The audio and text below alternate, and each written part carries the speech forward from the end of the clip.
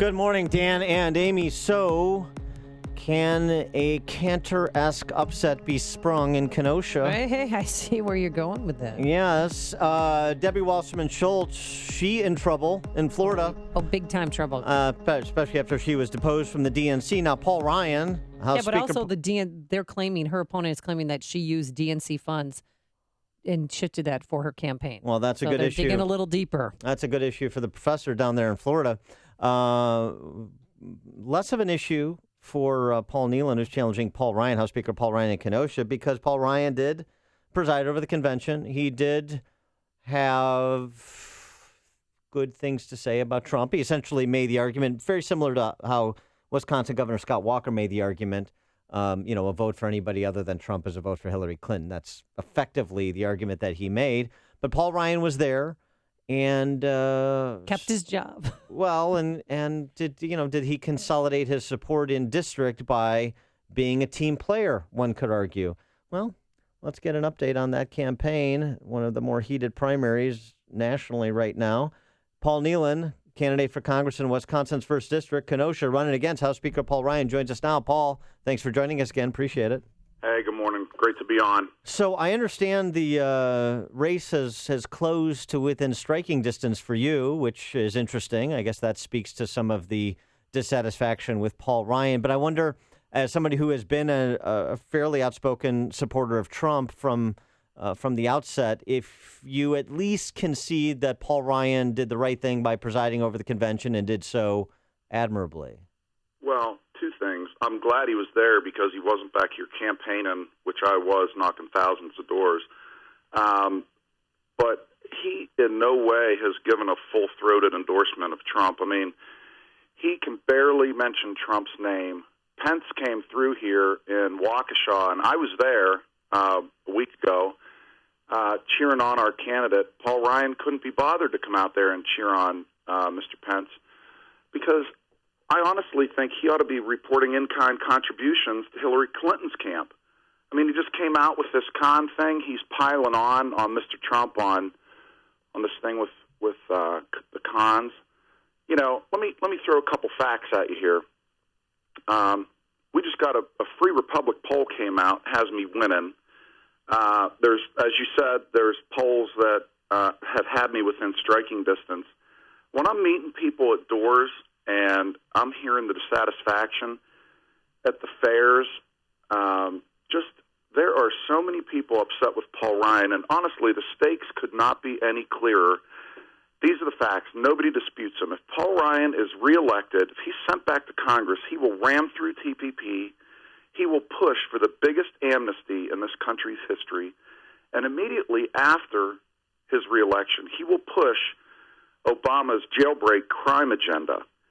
And if Americans want President Trump to be successful, we must retire Speaker Ryan. Well, Speaker Ryan, I mean, he's had to clean up Donald Trump's messes, I believe, for months now. And he responded because Khan's family Mitch McConnell asked Paul Ryan to come forward to denounce some of this behavior. And he said many Muslim Americans have served valiantly in our military and made the ultimate sacrifice. Well, wait a minute. Let me throw some more facts at you here. Okay. They came here in the 70s from Pakistan, right? Mm-hmm. And he died before he died 12 Fort Hood shootings, the Boston Marathon bombings, the Chattanooga killings, San Bernardino Christmas party mass shooting, and the Orlando nightclub.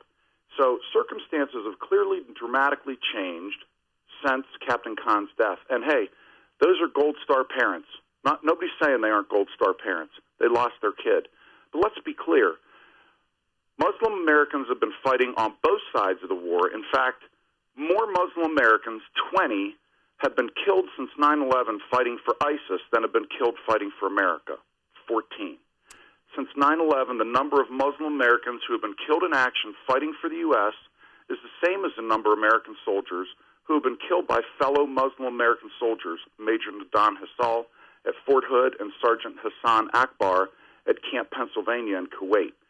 Since 9/11, the number of Muslim Americans who have been killed fighting for terrorist organizations in Syria, Iraq, Somalia, Yemen, and Pakistan is almost 3 times the number of Muslim Americans who have been killed in action fighting for the U.S. And so what are you saying about Muslim Americans who are in the armed services, or Muslim Americans who are in this country?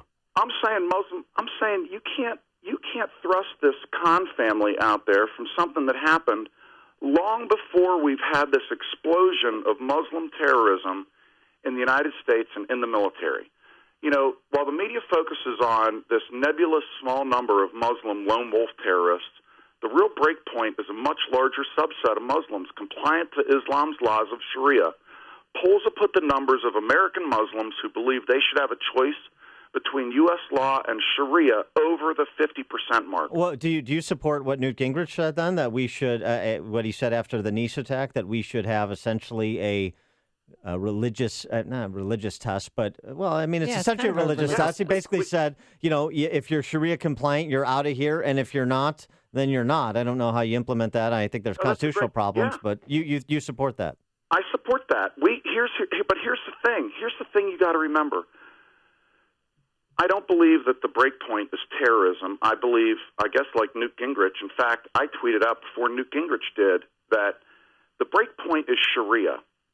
If the Muslim is Sharia compliant, that is in direct conflict with the U.S. Constitution. Yeah, but no one's going to admit that, because then they know they'd be kicked out of the country. So, well, let me finish. Mm-hmm. If the breakpoint is Sharia, and Islam is the only major religion that encourages lying, the taqiyya says you have to lie to the infidel. You lie to them if you have to. So if you look at a Muslim and say, "Hey, are you lying?" and they go, "No." Okay, you're in. Absolutely. Okay, you're out. I mean, if they lie, how do you vet something like that? Well, then how do you implement the test that you want to implement? Well, then the question is, why do we have Muslims in the country that how can you possibly vet somebody who lies? Well, so are you suggesting that we deport all of the Muslims in this country? I'm suggesting we have a discussion about it, that's for sure. I am absolutely suggesting we figure out how do we here's what we should be doing. We should be monitoring every mosque. We should be monitoring all social media. We should be we've got 3 million Muslims in the United States.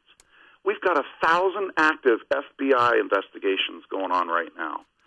I mean, there is a problem. According to the February 2015 report in The Hill, FBI Director James Comey revealed his agency is investigating suspected supporters in every state across the United States.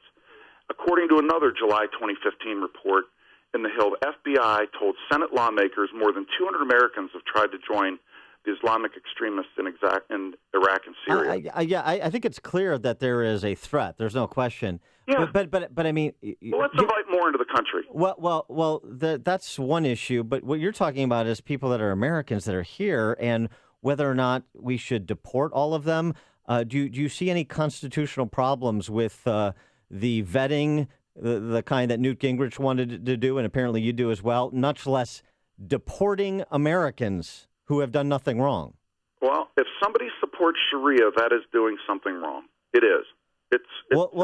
That is not a criminal act. That's a thought crime. Do you want to go down the road of thought crimes, prosecuting thought crimes, deporting people from this country? Let's look back 1,400 years and see how those thought crimes played out. Well, okay, but you understand the implications of prosecuting and deporting. Wait a second. You're talking about prosecuting people, deporting them for thought crimes. Where does that end? You want the central government with that kind of power? No, I really don't want the central government with that kind of power. And you know what? I don't know how in a free society. I don't know the answer to this. I struggle with it. I really do. I'm a Christian, and do you know why? Do you know why the refugees that are coming into this country are predominantly Muslim? It's because we have outsourced the vetting to the UN, and the UN is going into these refugee camps overseas, and there's no Christians in them. And you know why there's no Christians in them? Because they're persecuted, they're beat, they're killed if they go into those camps. So we now have a vetting process that the UN has pre-selected Muslims to come here. Yeah, okay? I understand. With So I have a nefarious huge means, you think? problem Well- with my government outsourcing, using my money, outsourcing the vetting to the UN. We're I have a huge problem with that. We're talking to Paul Nehlen. He's running for Congress against Paul Ryan in Wisconsin's 1st District, right across the cheese curtain there in Kenosha. And Paul, I understand. Look, there's genocide, Christian genocide going on in Syria and Iraq. But not in refugee camps. I mean, not that I've. Well, there's Christian genocide going on. Let's not qualify it. But I mean, I just have to go back to say the idea of deporting all Muslims. Or even contemplating, Sharia compliant. I said if you're Sharia compliant, and my problem is, I don't know how you can suggest. You know what? If they are monitoring all the mosques, which they should be monitoring all the mosques very closely, social media very closely. You want like 24-hour surveillance on all 3,000 some odd mosques in this country? Yes, sir, I do. The ones that popped up as radical mosques, absolutely. Because Islam is not just a religion; it's a political system. It's got a different set of rules. Have you heard of the Hijra, where they immigrate to a country until they get a certain size. Certain number of people that they can start to change that country. The same thing's gone on in countries around the world. You watch it play out. This isn't conjecture. Read some of Ann Corcoran's work on this. We absolutely have got to look at this harder and differently, because this isn't the Amish coming to the country. I understand, but it's not. So you understand. So you agree with me that we have a problem. Well, I agree that there is a threat. There's no question about it. So a threat is a problem, right? I mean, you don't walk into the grocery store and think, "Hey, there's a threat here," and say it's not a problem. No, I'm not talking about salmonella. I mean, I understand. I'm talking about terrorist activity in Orlando and San Bernardino and Fort Hood and elsewhere. I completely agree that there's a problem, and there's a problem with our immigration system generally. But I'm just I'm not going down the road that you and Newt Gingrich want to go down. But I mean, is this going to be kind of the central defining issue of your challenge to Paul Ryan? No, of course not. No, This is the latest talking point, because the Hollywood produced DNC brought these people up. I mean, we need an immigration policy in this country that works for Americans first. Paul Ryan's been an open border guy for 2 decades.